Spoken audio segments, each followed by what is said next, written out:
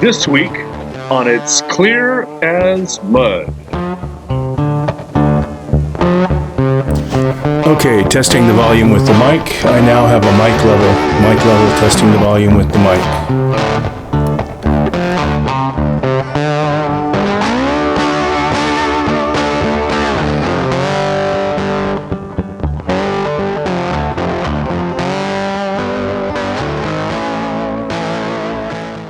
Hi, welcome to It's Clear as Mud. I'm Jeff Patterson, and this is my channel about pottery solutions and inspirations. What you're watching now is what we're going to be learning in the next video or two. And what I'm going to teach you is how to throw a simple 1-pound cylinder in 3 pulls. Now, a lot of folks explain how the hands go together and how the sponges and tools are used. And they give a lot of explanation. I'm not going to do it that way. I'm going to give you a couple of little drills that we'll try a couple of times, and that will let you know what it feels like for your left and your right hand to be pulling the clay and to do it successfully. And then we're going to throw to a potter's gauge. You can see the gauge. That's the wooden gizmo on the right there. And it's got a feeler that sticks out, and it lets you know where the end of the cylinder is. So we're going to throw to the same place each time, replicating our motions and using a minimal amount of tools. You get very, very few tools here. I don't want you confused. I want you to practice the things that will work to get that clay up off the wheelhead. And I think what you'll find is it's largely going to be successful for you. That if you try this, it's going to be different from what you've done in the past, and you're going to be able to pull a small cylinder in 3 pulls. Now that's going to change with larger cylinders. Different techniques come in, but for everything between a 1 and a 5-pound ball, this is pretty much how it's thrown. So the next phase is we're going to build a pointer, and that's coming up in the next clip. And we're going to make sure that you have all the tools that you need, and I'm sure you mostly, if you've been throwing, you have them. Have the tools that you need in order to engage in this program. And I'm going to ask you to throw 100 1-pound balls. Not everybody can do it, but it's a good goal, especially if you're interested in being a production potter. We're going to build a pointer, and it's this contraption. Has something to clamp onto the wheel head of the pottery, on the not the wheel head, but the base of the potter's wheel. Has a cross arm, a pointer tip clamp that goes on it, 2 uprights. And this is a real simple little pointer for you to build. I would recommend building it out of 3 Home Depot painter sticks, and they are 21 inches long. So this is everything you're going to need in order to build this. You need 3 painter sticks. You need a chunk for the base of either plywood or 1x4 or something. Anything will do. 2x4 would do. This is 6 by 3.5. So it's a 1x4 that's 6 inches long. You got a small hammer, pencil. Need some glue. Any kind of glue will do. Wood glue. Need a glue gun. That makes things go faster. 2 clamps. This is a 4-inch clamp, and this is a 1.5-inch clamp. You need 2 clamps, and you're going to be running your pointer with those.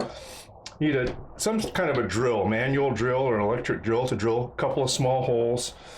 So you need a small drill bit in that to drill pilot holes for 2 small nails. Those are 1-inch wire nails.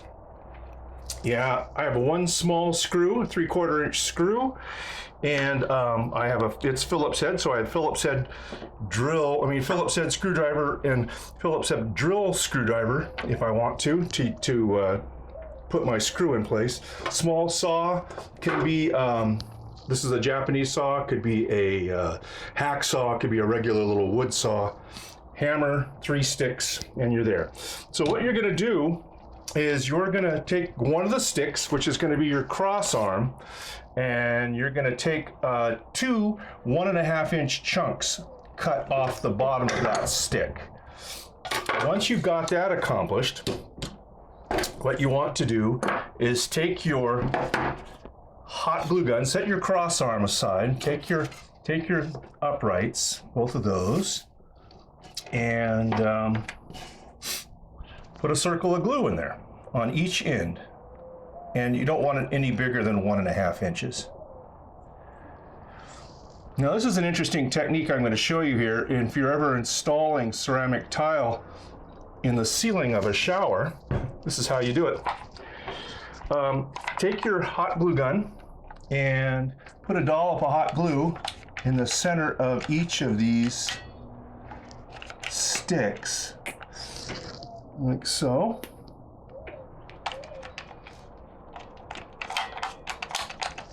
Then take your little chunks and stick them onto the hot glue on one stick,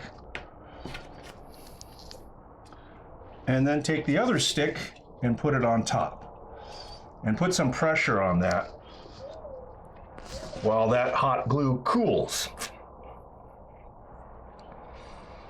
And that will hold the whole thing in place while it's drying. So we're going to give it 24 hours to dry, but we're going to finish this now. Okay? So come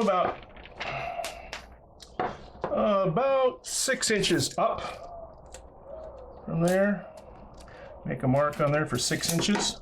Take your drill and drill through the center. Then take your little drill, your little screw, and screw it on there.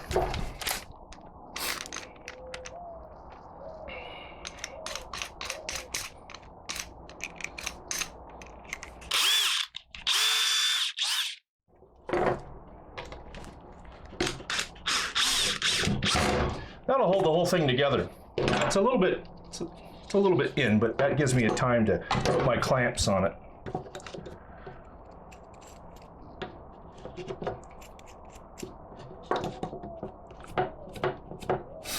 The glue I'm using takes a long time, the hot glue takes a long time to, they have quick stuff, but this stuff takes a long time to get cool, which gives you more working time, but it also takes more working time, so you need to use glue sticks that cool quickly. You can buy those, but I just use whatever you have laying around the house. Okay, let that set up, and pick an end of this thing and drill a small hole in it.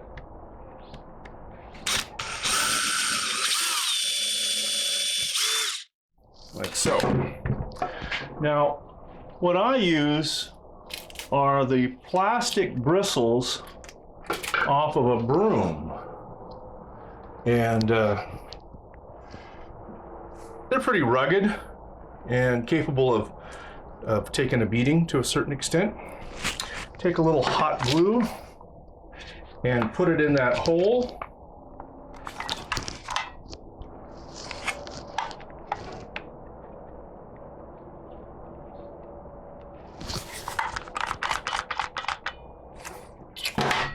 And stick your bristle down in there.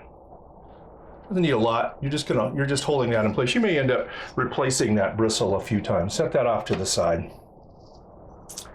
Okay, we should be there with our hot glue. We're going to take this apart. I'm going to back that screw off a little bit.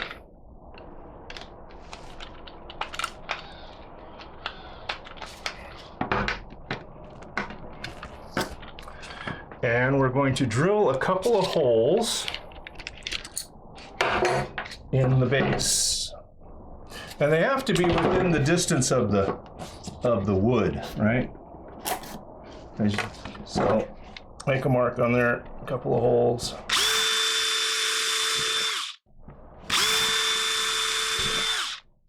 Take your stick. I'm going to put a couple of dollops of glue on either side of this, like so. And then I'm going to put a dollop of hot glue in the center, like so. I'm going to put my upright arm on there, put my nails in the hole, tap it home. I'm going to set that aside. I'm going to let that hot glue dry. That'll hold that all in place. Okay, once this is set up, then you can take your cross arm and you can stick it between the two slats. And you want the slats to give it some tension. And that's what this little screw is for down here, is to be able to adjust the slats together a little bit, pinch them together so that you have some tension on that stick. And that makes it so much easier when you're adjusting it later on. And then you put your little clamp on there, like so, and that's it. So now you have an upright with a cross arm in the center of it, a broom bristle on the end, and something to clamp this onto your tabletop with. That easy. Okay, so the next thing we'll do is we'll look at how to attach it to your potter's wheel, and then the tools you're going to need in order to start this process. So the first thing to do is to learn what the parts of this gauge are and what they do and how to hook it up to your wheel. So if you look up here, you'll see, I'll try and get that in the field of view. There we go. We have a broom bristle. I don't know if you can see that broom bristle. Maybe I'll do something with that between now and the next video so you have a little easier time seeing it. But there's a plastic broom bristle on there, and that's your pointer, that's your indicator. That lets you know where the tip of the pot's supposed to be. And then you have an arm that moves up and down and back and forth, and that allows you to adjust for the pot. So how you want to set this up is you want to put it on the back end of your potter's wheel. You can put it off to the side if that's where you're more comfortable with. Either side, depending on where you're putting your water bowl and those kind of things, that's going to be up to you. But I'm going to show you how I would like you to set it up, and we're going to go from there. So I want you to extend the pointer out so you're pointing at the very center of your bat or your wheel head, because that's where you want your measurements to be taken. And then you're going to take a clamp, take your block of wood. Okay, so take your block of wood and put it underneath, and whoops, and get your clamp on top. Make sure that your pointer is pointing at the center, and tighten that down good and tight.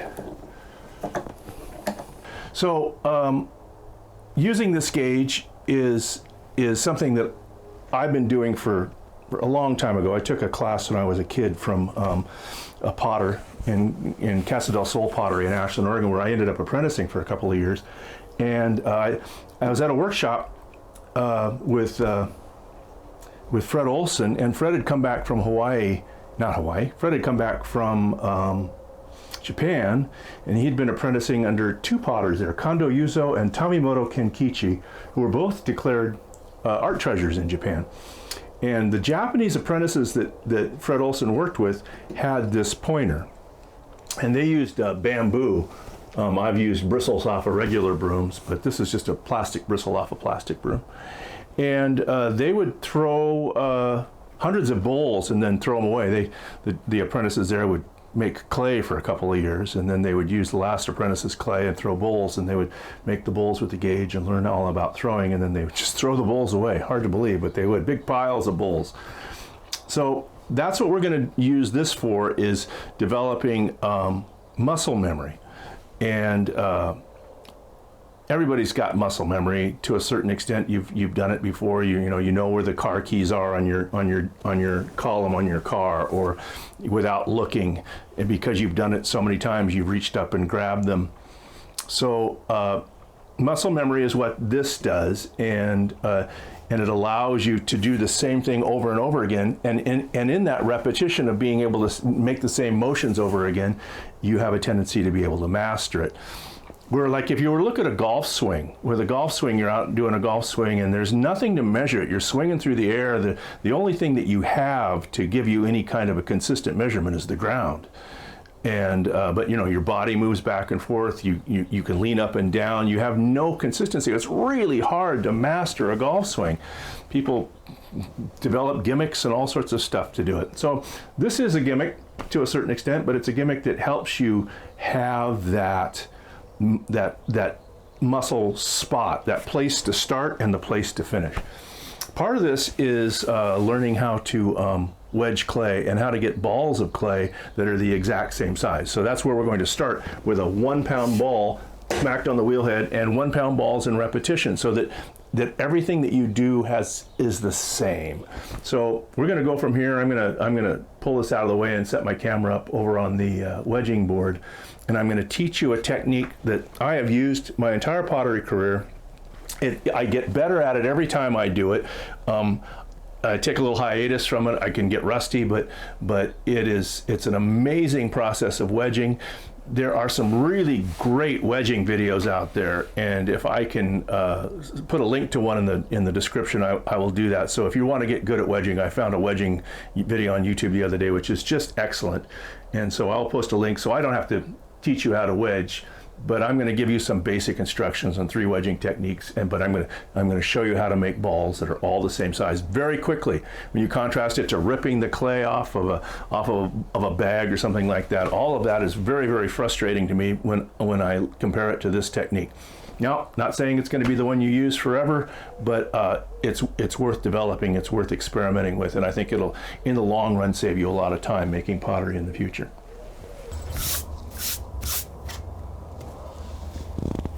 So this is the wedging segment. It's not very complex. There are 3 basic styles of wedging that are fairly popular. All 3 of them are used here. And what this does is this requires practice. You're going to be making balls of clay anyway, so you might as well practice this while you're making balls. And in a period of time, just like with throwing the 1-pound balls to the pointer, you're going to develop muscle memory, and you're going to be able to do this automatically. So we wedge. You can wedge by slamming this down, and that's a great way of wedging. I use that in order to get a log shape. You can monkey face it, which is just straight wedging, and that's how everybody starts. Conch is a little bit more advanced, but the reason you call it monkey face is, you have a monkey face on there. And then conch wedging is a spiral motion. So you're moving the clay around in a spiral motion and forcing the clay up. It's a smoother process, and once you get used to it, that rocking, you use the actual motion of the clay to push it. Although you're going to notice I'm going to get out of breath almost instantly. So now you want to go from your wedged clay into a log, and I do that just in the wedging process. You can monkey face it out like this, and then flick it around and just push it into a log. And the diameter of the log makes a difference in the size of the ball. So with a 4.5-inch diameter log, if you put 4 fingers on the log and twist it, you get a 3-pound ball. So I'll hook this up this, and you can see the 3 pounds. If I could be over there where the camera is, I'd zoom in on it for you. But that's a 3-pound ball. If you turn this log into about a 3-inch log, 3 inches this way,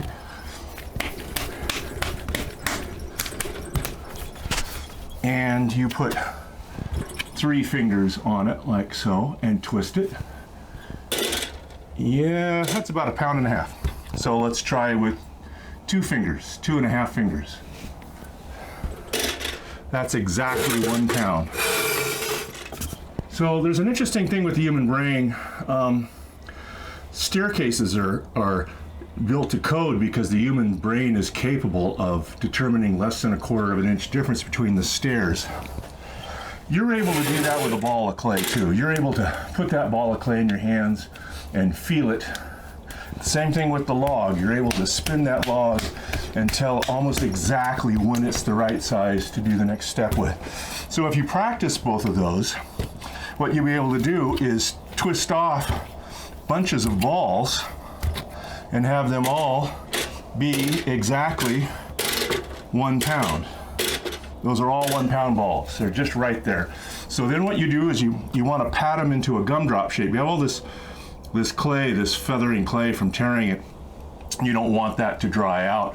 So what you want to do is pat that into a gumball shape. And by gumball, what I mean is flat on the bottom and round on the top. so that when you splat it on the wheel head, you got a nice centered round ball. That's pretty standard pottery stuff. Now, put all your perfect balls on the left side. Put all your lightweight balls in the middle, and put your heavy balls over on the right. That way you can take a little dollop of clay off the one on the right, stick it on the left, look at it, and when it's a perfect 1 pound ball, pat it into the shape you need in order to have it be just exactly what you want. And you'll feel those, and you'll be able to put and remove clay just that easily once you've kind of grokked this enough and you understand.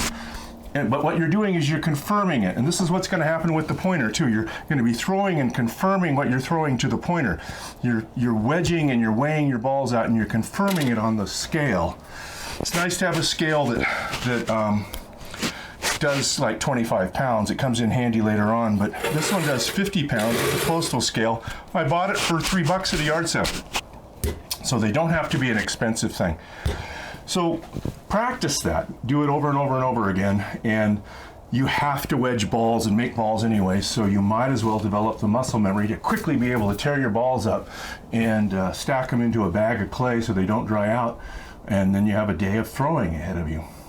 So that's it for this first video. Thanks for sitting through it. This is my first video.